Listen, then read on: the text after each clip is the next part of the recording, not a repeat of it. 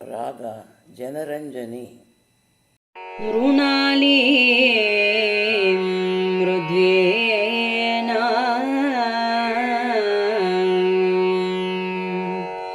ತವ ಭುಜಲತಾನಾ ಚತಸ್ರನಾ ಚತುರ್ಭಿಃ ಸೌಂದರ್ಯಂ ಸರಸಿಜ ಭವಃ ಸ್ತೌತಿ ವದನೈಃ ನಖೇಭ್ಯಃ ಸಂತ್ರಸ್ಯ ಪ್ರಥಮಮಥನಾದಾಧಕರಿಪೋಃ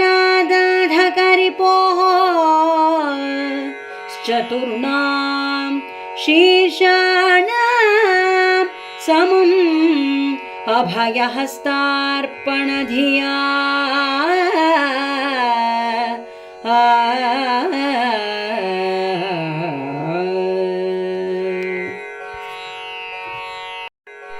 ಹೇ ಭಗವತಿ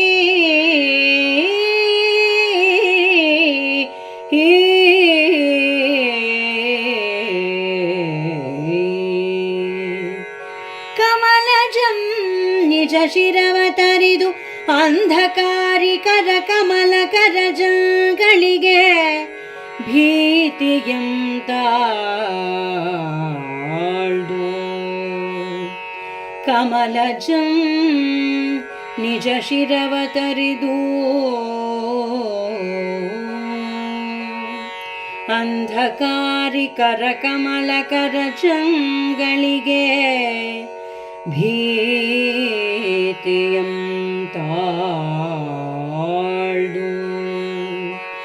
ಅದೇ ಸಮಯದೊಳ್ ಮಿಕ್ಕ ನಾಲ್ಕುಂ ಶಿರಕ್ಕೆ ಅಭಯವಂ ಪಡೆವ ಒಂದು ಬುದ್ಧಿಯದೆ ಗಮನಿಸ ತನ್ನಯ ಚತುರ್ಮುಖಗಳಿಂದೆಯುಂ ಕಮಲನಾಳದ ಮೃದುಲ ಚತುರ ಭುಜಲತೆಗಳ ಸಮತೆಯು ಸೌಂದರ್ಯದಿಂ ತಣಿದು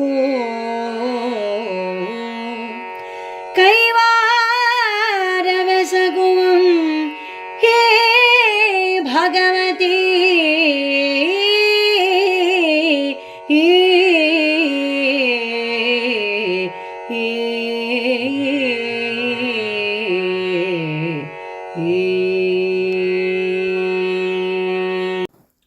ಶ್ಲೋಕ 70. ಜಗದಂಬಿಕೆಯ ಭುಜಗಳ ವರ್ಣನೆಯನ್ನು ಆಚಾರ್ಯರು ಇಲ್ಲಿ ಮಾಡಿದ್ದಾರೆ. ಮಾತಃ ಸರಸಿಜ ಭವ ಪ್ರಥಮ ಮಥನಾತ್. ಸರಸಿಜ ಭವ ಅಂತಂದ್ರೆ ಬ್ರಹ್ಮ. ಆ ಪರಮಾತ್ಮ ಶ್ರೀಮನ್ನಾರಾಯಣನ ನಾಭಿ ಕಮಲದಲ್ಲಿ ಹುಟ್ಟಿರೋದರಿಂದ ಅವನಿಗೆ ಕಮಲಭವ ಸರಸಿಜ ಭವ ಅಂತ ಹೆಸರು. ಸರಸಿಜ ಭವ ಪ್ರಥಮ ಮಥನಾತ್. ಬ್ರಹ್ಮನು ಪ್ರಥಮ ಮಥನಾತ್, ಈ ಪರಮೇಶ್ವರ ನನ್ನ ತಲೆಯನ್ನು ಮೊದಲು ಮಥನ ಕಿತ್ತಾಕ್ಬಿಟ್ಟಿದ್ದ, ಮಥಿಸ್ಬಿಟ್ಟಿದ್ದ ಅನ್ನೋಂತಹ ಒಂದು ಭಾವದಿಂದ ಅಂಧಕರಿಪೋಹೋ, ಅಂಧಕರಿಪುವಾದಂತಹ ಅಂಧಕಾಸುರನಿಗೆ ಶತ್ರುವಾದಂತಹ ಪರಮೇಶ್ವರನ ನಖೇಭ್ಯ ಉಗುರುಗಳ ಕಾರಣದಿಂದ ಸಂತ್ರಸ್ಯನ್ ಹೆದರಿ ಸಮವಾಗಿ ಏಕಕಾಲದಲ್ಲಿಯೇ ಏನು ಮಾಡ್ತಾನೆ ಅಂತಂದರೆ ಚತುರ್ಣಾಂ ಶೀರ್ಷಾಣ ನಾಲ್ಕೂ ಮುಖಗಳಿಂದ ಅಭಯ ಹಸ್ತಾರ್ಪಣಧಿಯ ಅಭಯಹಸ್ತವನ್ನು ನಾನು ಪಡೀಬೇಕು ಅನ್ನುವಂತಹ ಉದ್ದೇಶದಿಂದ ಅಂಬಾ ತವ ಮೃಣಾಲೀ ಮೃದ್ವೀನ, ಹೇ ಜನನಿ ನಿನ್ನ ಕಮಲದ ದಂಟಿನಂತೆ ಕೋಮಲವಾಗಿ ಮೃದುವಾಗಿರುವಂತಹ ಚತಸ್ರಣ ನಾಲ್ಕು ಭುಜಲತಾನ ಭುಜಲತೆಗಳ ಸೌಂದರ್ಯವನ್ನು ಚತುರ್ಭಿಹಿ ವದನೈಹಿ ನಾಲ್ಕೂ ವದನಗಳಿಂದ ಸ್ತೋತ್ರ ಮಾಡ್ತಾನೆ ಅಂತ ಈ ಶ್ಲೋಕದ ಒಟ್ಟು ತಾತ್ಪರ್ಯ. ಇಲ್ಲಿ ಭಾವ ಏನು ಅಂತಂದರೆ, ಪುರಾಣದ ಕಥೆ ಬರುತ್ತೆ. ಈ ವಿಷಯವಾಗಿ ಬೇರೆ ಬೇರೆ ಕಥೆಗಳು ಬಹಳವಾಗಿದೆ. ಒಂದು ಕಥೆ ಏನು ಅಂತಂದರೆ, ತಂದೆಗೂ ಮಗನಿಗೂ, ವಿಷ್ಣುವಿಗೂ ಬ್ರಹ್ಮನಿಗೂ ಜಗಳ ಪ್ರಾರಂಭವಾಗಿಬಿಡ್ತು. ಏನು ಅಂತಂದರೆ ನಾನು ಶ್ರೇಷ್ಠ, ನಾನು ಸರ್ವೋತ್ತಮ ಅನ್ನುವ ಭಾವದಿಂದ. ಅವರಿಬ್ಬರೂ ಆ ಕಲಹದಲ್ಲಿ ನಿರತರಾಗಿರಬೇಕಾದ್ರೆ ಪರಮೇಶ್ವರ ತೇಜೋರೂಪಿಯಾಗಿ ಅವರ ಮಧ್ಯೆ ಹೋಗ್ತಾನೆ. ಇದರ ಅರ್ಥ ಏನು ಅಂತಂದರೆ ಎಲ್ಲವೂ ತೇಜಸ್ಸೇ, ನಾವು 3 ಜನರೂ ತೇಜಸ್ವಿಗಳಾಗಿದ್ದೀವಿ, ತೇಜೋಮಯರಾಗಿದ್ದೀವಿ. ನಮ್ಮ ತೇಜಸ್ಸೇ 3 ಬೇರೆ ಆಗಿದೆ ಹೊರತು ಎಲ್ಲರೂ ಒಂದೇ ಅನ್ನುವಂತಹ ಒಂದು ಸಂಕೇತವನ್ನು ಕೊಡುವ ಉದ್ದೇಶದಿಂದ ತೇಜೋರೂಪದಿಂದ ಪರಮೇಶ್ವರ ಮಧ್ಯೆ ಹೋಗೋಣ. ಬ್ರಹ್ಮ ನೋಡಿ, ಏಯ್ ಶಿವ, ನೀನು ನನ್ನ ಹಣೆಯ ಬೆವರಿನಿಂದ ಹುಟ್ಟಿದವನು, ನೀನು ನನ್ನ ಮಗ, ನನಗೆ ಶರಣಾಗು, ನಿನಗೆ ರಕ್ಷಣೆ ಕೊಡ್ತೀನಿ ಅಂತ ಅಹಂಕಾರದಿಂದ ಹೇಳೋಣ. ತನ್ನ ಅಂಶದಲ್ಲಿ ಜನಿಸಿರುವಂತಹ ಕಾಲಭೈರವನಿಂದ ಬ್ರಹ್ಮನ ತಲೆಯನ್ನು ಪರಮೇಶ್ವರ ಕತ್ತರಿಸ್ಬಿಟ್ಟ ಅಂತ. ಬ್ರಹ್ಮನಿಗೂ 5 ತಲೆ ಇತ್ತಂತೆ, ಅದರಲ್ಲಿ 1 ತಲೆಯನ್ನು ಪರಮೇಶ್ವರ ಕತ್ತರಿಸ್ಬಿಡ್ತಾನೆ. ಹಾಗಾಗಿ ಬ್ರಹ್ಮನಿಗೆ 4 ತಲೆಯಾಯಿತು. ಆಮೇಲೆ ಬ್ರಹ್ಮನ ಶಾಪದಿಂದ ಆ ಬ್ರಹ್ಮಕಮಾಲವನ್ನೇ ಹಿಡಿದು ಭಿಕ್ಷೆ ಬೇಡಕ್ಕೆ ಹೋಗ್ತಾನೆ ಪರಮೇಶ್ವರ ಅಂತ. ಇನ್ನೊಂದು ಕಥೆಯಲ್ಲಿ ಪರಮೇಶ್ವರನಿಗೂ 5 ತಲೆ, ಬ್ರಹ್ಮನಿಗೂ 5 ತಲೆ, ನಾನು ನಿನಗಿಂತ ಏನು ಕಡಿಮೆ ಇಲ್ಲ ಅಂತ ಬ್ರಹ್ಮನಿಗೆ ಅಹಂಕಾರ ಬರೋಣ. ತನ್ನ ಉಗುರಿನಿಂದಲೇ ಪರಮೇಶ್ವರ 5ನೇ ತಲೆಯನ್ನು ಕಿತ್ತುಬಿಟ್ಟ ಅಂತ. ಅದನ್ನು ಇಟ್ಕೊಂಡು ಇಲ್ಲಿ ಆಚಾರ್ಯರು ಸ್ತೋತ್ರ ಮಾಡ್ತಾ ಇದ್ದಾರೆ. ಅಂದರೆ ಈ ಕಥೆಯ ತಾತ್ಪರ್ಯ ಬ್ರಹ್ಮ ಹೆಚ್ಚೋ, ವಿಷ್ಣು ಹೆಚ್ಚೋ, ಮಹೇಶ್ವರ ಹೆಚ್ಚೋ ಅಂತಲ್ಲ. ಅಹಂಕಾರ ಅಂತನ್ನೋದು ಯಾರಿಗೆ ಬಂದರೂ ಅದು ಸರಿಯಲ್ಲ, ಅದರಿಂದ ಅನರ್ಥ ಆಗತ್ತೆ ಅನ್ನೋದನ್ನು ಹೇಳಕ್ಕೆ ಬಂದಿದೆಯೇ ಹೊರತು ನಮ್ಮ ಶ್ರುತಿಗಳ ಪುರಾಣಗಳ ಒಟ್ಟು ತಾತ್ಪರ್ಯ ಏನು ಅಂತಂದರೆ ಪರಬ್ರಹ್ಮ ಚೈತನ್ಯ ಒಬ್ಬನೇ. ಆ ಚೈತನ್ಯವೇ ಸೃಷ್ಟಿ ಕಾರ್ಯ ಮಾಡಿದಾಗ ಬ್ರಹ್ಮನಾಗ್ತಾನೆ, ಅವನೇ ರಕ್ಷಣೆ ಮಾಡುವಾಗ ವಿಷ್ಣುವಾಗ್ತಾನೆ, ಅವನೇ ಜಗತ್ಲಯದಲ್ಲಿ ಪರಮೇಶ್ವರನಾಗ್ತಾನೆ. ನಮ್ಮ ಸನಾತನ ಧರ್ಮದಲ್ಲಿ ಇರೋದು ಒಬ್ಬನೇ ದೇವರು, ನಾನಾ ರೂಪಗಳು, ಅವರವರ ಯೋಗ್ಯತೆಗೆ ತಕ್ಕಂತೆ, ಅವರವರ ಭಾವಕ್ಕೆ ತಕ್ಕಂತೆ, ಅವರವರ ಅಭಿರುಚಿಗೆ ತಕ್ಕಂತೆ ಎಲ್ಲರೂ ಯಾವ ರೂಪವನ್ನು ಬೇಕಾದರೂ ಸ್ತೋತ್ರ ಮಾಡಬಹುದು, ಆರಾಧನೆ ಮಾಡಬಹುದು, ಉತ್ತುಂಗಕ್ಕೆ ಏರಬಹುದು. ಇರೋದು ಒಬ್ಬನೇ ದೇವರು ಅಂತ.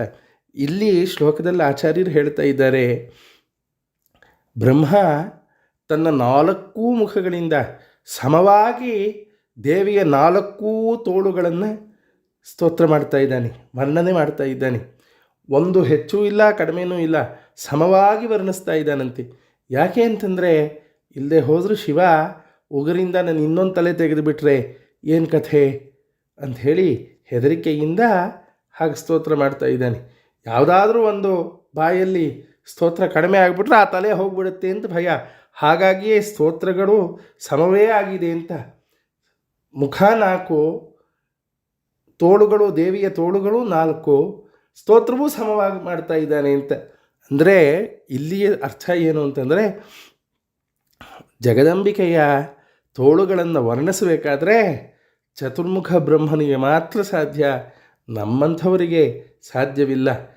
4 ಮುಖ ಬೇಕು, ಬ್ರಹ್ಮನ ಯೋಗ್ಯತೆ ಬೇಕು, ಅಂಥವ್ರಿಗೆ ಮಾತ್ರ ದೇವಿಯ ತೋಳುಗಳನ್ನು ವರ್ಣನೆ ಮಾಡೋದಕ್ಕೆ ಸಾಧ್ಯವೇ ಹೊರತು ಬ್ರಹ್ಮ ಹೆದರಿದ್ದಾನೆ ಅಂತನ್ನೋದು ಅಲಂಕಾರಿಕವಾಗಿ ಸೌಂದರ್ಯವನ್ನು ಹೆಚ್ಚಿಸೋದಕ್ಕಾಗಿ ಜಗದಂಬಿಕೆಯ ಒಂದು ಯೋಗ್ಯತೆಯನ್ನು ತೋರಿಸಿಕೊಡುವ ಉದ್ದೇಶದಿಂದ, ಶಿವನ ಯೋಗ್ಯತೆಯನ್ನು ಹೆಚ್ಚು ಮಾಡುವ ಉದ್ದೇಶದಿಂದ ಹೇಳಿದ್ದೇ ಹೊರತು ಆಚಾರ್ಯರಿಗೆ ಶಿವನನ್ನು ಹೆಚ್ಚು ಮಾಡಬೇಕು ಅಂತಾಗಲಿ ಬ್ರಹ್ಮನನ್ನು ಕೀಳು ಮಾಡಬೇಕು ಅಂತಾಗಲಿ ಅದರ ಉದ್ದೇಶವಿಲ್ಲ. ಇಲ್ಲಿ ವಿವಕ್ಷೆ ಏನು ಅಂತಂದರೆ ಜಗದಂಬಿಕೆಯ ತೋಳನ್ನು ಸ್ತೋತ್ರ ಮಾಡೋದಕ್ಕೆ ಬ್ರಹ್ಮನಿಗೆ ಮಾತ್ರ ಸಾಧ್ಯ, 4 ಮುಖ ಇರುವಂತಹ ಬ್ರಹ್ಮ ಸಮನಾಗಿ ಸ್ತೋತ್ರ ಮಾಡ್ತಾನೆ ಅಂತ. ಅದಕ್ಕೆ ಆಚಾರ್ಯರು ಉಪನಿಷತ್ತಿನ ಭಾಷ್ಯದ ಪ್ರಾರಂಭದಲ್ಲಿಯೇ ಮಂಗಳ ಶ್ಲೋಕವನ್ನು ಮಾಡಿಬಿಟ್ಟಿದ್ದಾರೆ. ಏನು ಅಂತಂದರೆ ಯಸ್ಮಾತ್ ಜಾತಂ ಜಗತ್ಸರ್ವಂ ಯಸ್ಮಿನ್ನೇವಂ ಪ್ರಲೀಯತೆ ಏನೇದಂ ಧಾರ್ಯತೆ ಚೈವ ತಸ್ಮೈ ಜ್ಞಾನಾತ್ಮನೇ ನಮಃ. ಜ್ಞಾನಾತ್ಮ ಒಬ್ಬನು, ಅವನಿಂದಲೇ ಈ ಪ್ರಪಂಚ ಹುಟ್ಟತ್ತೆ ಬ್ರಹ್ಮ ಅಂತೀವಿ. ಆ ಜ್ಞಾನಘನದಿಂದಲೇ ಪ್ರಪಂಚದ ಸ್ಥಿತಿ, ಆಗ ವಿಷ್ಣು ಅಂತೀವಿ. ಅದರಲ್ಲೇ ಲಯ, ಆಗ ಪರಮೇಶ್ವರ ಅಂತೀವಿ ಅಂತ ಆಚಾರ್ಯರ ಉದ್ದೇಶ ಇಲ್ಲಿಷ್ಟೇ. ಇದನ್ನು ಅನ್ಯಥಾ ಭಾವಿಸಬಾರ್ದು. ಬಹಳ ಚೆನ್ನಾಗಿ ಆಚಾರ್ಯರು ವರ್ಣನೆಯನ್ನು ಮಾಡಿದ್ದಾರೆ.